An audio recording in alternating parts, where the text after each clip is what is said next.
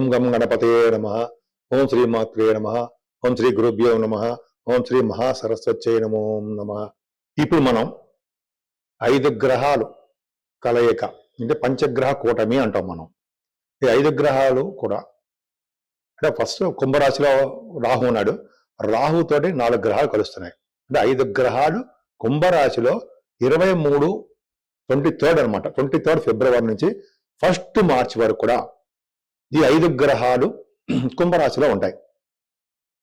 So 5 గ్రహాలకు పంచగ్రహ కూటమి కుంభరాశిలో 12 రాశుల వాళ్ళకి ఏ ఫలితాలు ఇస్తారు, ఎలా ఉంటాయో ఇప్పుడు మనం తెలుసుకుందాం. కర్కాటక రాశి. కర్కాటక రాశి వారికి అష్టమ స్థానంలో 5 గ్రహాల కలయిక మంచిది కాదంటారా? నేను మంచిదే అని చెప్తాను. ఎందుకంటే రవి బుధులు అష్టమ స్థానంలో ఉన్నారంటే దీర్ఘాయుర్దాయం ఉంటుంది, దీర్ఘాయుష్ ఉంటుంది. అంటే అర్థం ఏంటంటే వీళ్ళకి ఎటువంటి అనారోగ్య సమస్యలు ఉండవు, ఉన్నా సరే వాటి నుంచి బయటపడి తీరుతారు. అవునా? తర్వాత ఈ రవి బుధుల వలన విదేశాల నుంచి ఫారిన్ కరెన్సీ వస్తుంది, విదేశీ పర్యటన చేసి తీరుతారు. పైగా బుధ శుక్రుల కాంబినేషన్ వలన సినిమా రంగంలో కూడా మీరు ఉంటారు, సినిమా రంగం పట్ల విదేశీ పర్యటన చేసి తీరుతారు.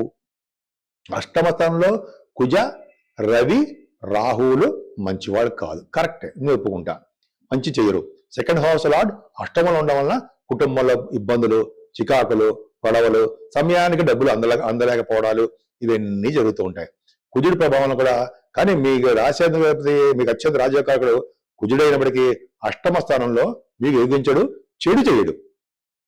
అంటే అష్టమ స్థానంలో శుక్రుడు కూడా ఒక విషయం చెప్పాలి.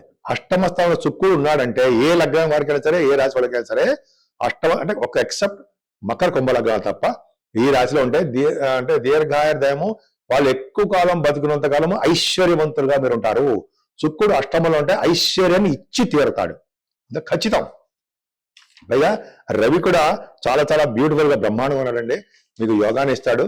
సో కర్కాటక రాశి వాళ్ళకి చిన్న చిన్న హెల్త్ ప్రాబ్లమ్స్, ఇష్యూస్ వచ్చినా సరే వాళ్ళ కుటుంబ పరంగా డెవలప్మెంట్స్ అవుతారు, ఆర్థికంగా ఏమాత్రం ఇబ్బంది పడరు, ఫారిన్ కంట్రీస్ వెళ్తారు, ఆయుర్దాయం బాగుండి తీరుతుంది. అందరికీ 12 రాశుల వారికి మనం ఈ 5 గ్రహాల కలయిక వల్ల కొద్దో గొప్ప కూడా చెడు ప్రభావం ఉంటుందండి. చెడు ప్రభావం అంటే మన పరిష్కార మార్గాలు పరిష్కారం చేసుకునేవే ఉంటాయి, అంతే తప్ప మనల్ని చంపేసేవి, మనల్ని హాస్పిటల్ చేసేసేవి ఏమీ ఉండవు, భయపడాల్సిన అవసరం లేదండి.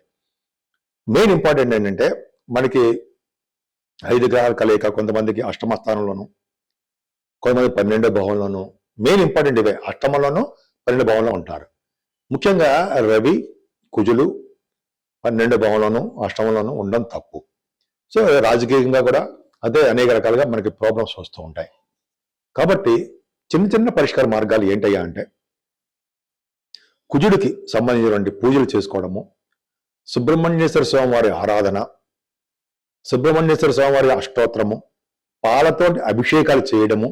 సుబ్రహ్మణ్య స్వామి వారికి అష్టమంలో ఉన్న 12వ భావంలో ఉన్న ఏ భావంలో 12వ భావంలో ఏ భావంలో ఉన్నా సరే సుబ్రహ్మణ్యేశ్వర స్వామి పూజించినవాడు ఎన్నిటికీ చెడిపోడు, అది గొప్ప అదృష్టం. ఆయనే కాపాడతాడు మనల్ని అనేక రకాలుగా. విద్య ఇస్తుంటాడు ఆయన, వివాహాలు చేస్తూ ఉంటాడు, అనారోగ్య సమస్యల నుంచి బయటపడేది చేస్తుంటాడు, కోర్టు సమస్యల నుంచి బయటపడేది చేస్తుంటాడు, అంతేకాకుండా ఫారిన్ కంట్రీస్ ఏడు చేస్తుంటాడు, వివాహాలు త్వరగా ఏడు చేస్తుంటాడు. కుజుడు చేయలేని పని ఏమీ లేదండి. కుజుడు 12 భావాలు ఉన్నా ఎక్కడ ఉన్నా సరే సుబ్రహ్మణ్య స్వామి ఆరాధన ఖచ్చితంగా చేయాల్సిందే, మీ ఇష్టం. కానీ స్వామివారికి పాలతోటి అభిషేకము మంగళవారం చేయడం వల్ల, అలాగే స్వామివారి దర్శనం చేసుకోవడం వల్ల, ఇంకా వీరుండి కొంతమంది 6 పుణ్యక్షేత్రాలు ఉన్నాయి సౌత్లో, అవి దర్శనం చేసుకోవడం వలన కూడా కుజుడు వలన వచ్చే దోషాలు చాలా మంది పరిహారమై శుభ ఫలితాలు ఇస్తాడు. పైగా రియల్ ఎస్టేట్ రంగంలోనూ సాఫ్ట్వేర్ రంగ ఉద్యోగస్తులకి ఈ కుజ ప్రభావం ఉంటుంది కదా, ఉంటుందా? ఉంటుంది. కాబట్టి మనం అందరం కూడా ఐఏఎస్ ఆఫీసర్ల వలన, పోలీస్ రంగంలోనూ, డిపార్ట్మెంట్స్ లోనూ, అయితే ఆర్మీలోనూ రావాలన్నా కుజరాహుల్ కాంబినేషన్ కదండి. సో సుబ్రహ్మణ్య స్వామి ఎంత పూజిస్తే అంత పైకి వస్తాం.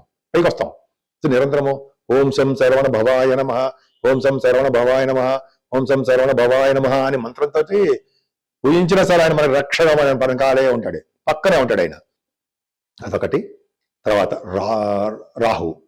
ఈ రాహు కూడా అష్టమంలో ఉన్న రాహు, 12వ భావంలో ఉన్న రాహు కూడా దోషకారకుడే, అవునా?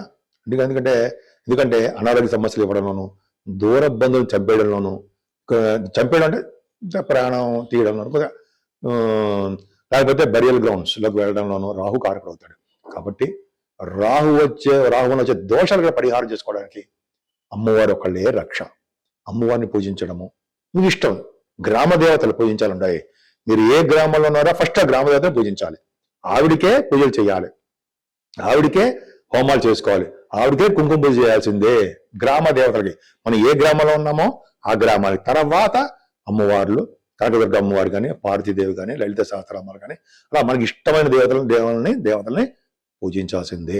ముఖ్యంగా అమ్మవారికి ఆ పౌర్ణమి రోజు అలాగే అమావాస్య రోజు కూడా హోమాలు చేస్తూ ఉంటారండి.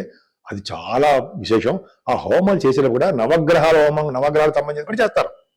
అది గొప్ప విశేషం. కాబట్టి అది మిస్ కాకూడదు. అంటే మన పేర్లు చేస్తే మన పేర్లని చేస్తూ ఉంటారు, మన గొడవలో మన ఊళ్ళోనే చేస్తూ ఉంటారు. అది చేయించుకోవడం ఒకటి. అంతేకాకుండా సూర్య భగవానుడు నమస్కార ప్రియుడు, అలాగే ఆరోగ్య ప్రదాత, ఐశ్వర్య ప్రదాత కూడా సూర్య భగవానుడే. సూర్య భగవాన్ నమస్కారం చేయడం వలన, సూర్య భగవాన్ని ఆదిత్య హృదయంతో మనం పూజించడం వలన, పైగా మాఘమాసం అయిపోతుంది అనుకోండి, మాఘం పాల్గొనడం కూడా వచ్చేస్తుంది. చేయడం వలన సూర్య భగవాన్ని ఎర్రని పుష్పాలతో పూజించడం వలన, అష్టోత్తరం చదవడం వలన, ఆదిత్య హృదయం చదవడం వలన, సూర్య భగవాన్ని ఎంత ప్రీతి చెందితే అంత మనల్ని ఆయన కాపాడుతాడు అన్నట్టుగా సూర్య భగవానుడు లోకరక్షకుడు కదండి. సాక్షాత్ విష్ణు స్వరూపుడు ఆయన. సూర్య భగవాన్ని మనం నమస్కారపడి పొద్దున లేచి స్వామివారిని నమస్కారం చేసుకుంటే సంపూర్ణ ఆరోగ్యంగా ఉంటాం. సో ఈ సూర్య భగవాన్ ఆరాధన చేసుకోవడము, ఆదిత్య హృదయం చేయడము, సూర్య నమస్కారాలు చేయడం అదొకటి. 12 నామాలు ఉన్నాయి. ఆ 12 నామాలు స్వామివారిని పూజించడం వలన సో ఇవన్నీ జరుగుతాయండి, మంచి జరుగుతుంది. సో సూర్య భగవాన్ని, కుజుడిని, అమ్మవారిని, ఈ ముగ్గురిని కూడా మనం ఈ పంచగ్రహ కూటమిలో మనం పూజించాలి. అంతేనా? అంతే కాదండి, వెంకటేశ్వర స్వామి వారిని, విష్ణువుని అంటే వెంకటేశ్వర స్వామి వారిని, శివుడిని శివాభిషేకాలు చేసుకుంటూ, విష్ణు ఆరాధన చేసుకుంటూ ఉంటే సర్వదా ఆయన రక్షగా మనకు ఉంటారు. కాబట్టి ఈ 5 గ్రహాల వలన మంచి పెరుగుతూ ఉంటుంది, చెడు తగ్గించి మంచి చేస్తారు. సో 12 రాసుల వాళ్ళు ఏమి బెంగ పెట్టుకోవాల్సిన అవసరం లేదు. కొన్ని రాసులకే బాగుంది, కొన్ని రాసులకు బాగలేదని అవసరం ఏం లేదండి. అన్ని రాసుల వాళ్ళకి బాగుందనే నేను చెప్తాను. సో ఈ విధంగా మీకందరికీ కూడా బాగుండాలని, 12 రాసుల వాళ్ళకి ఈ 5 గ్రహాల కలయిక శుభాలు చేకూరాలని నేను మనస్ఫూర్తిగా కోరుకుంటున్నాను.